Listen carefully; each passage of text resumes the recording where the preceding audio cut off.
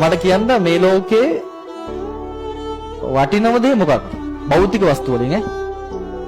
භෞතික වස්තු වලින් මේ ලෝකේ වටිනම දේ කියන්නේ ඒක මේ ලෝකේ තියෙන දුර්ලභම වස්තුවක් වෙන්න ඕන.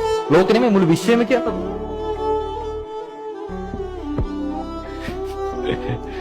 නෑ ඔබ නෙමෙයි.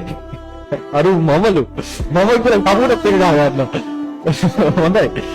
හොඳයි අතර හොඳයි. මං කියන්නේ කීයක නෙමෙයි.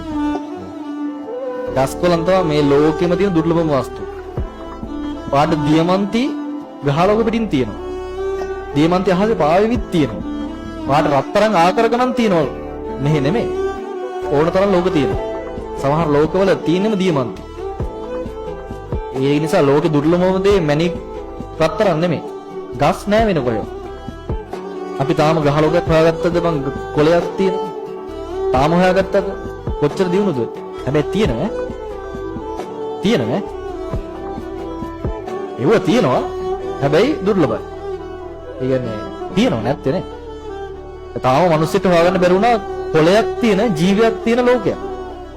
ඒකට අපි ඉන්නේ එහෙම ලෝකෙක. උඹලා මාර ගිෆ්ටඩ් එක තේරෙන්නේ නැහැ නේද? මිනිස්සෙක්ලා ඉපදෙම කියන්නේ මොකද්ද? බුදු අම්මෝ. ගෝතිය වගේ මැරෙන්න එපා ඉච්චර මං කියන්නේ. හොරක් කළා මේක ඉවරයක් කරන්න.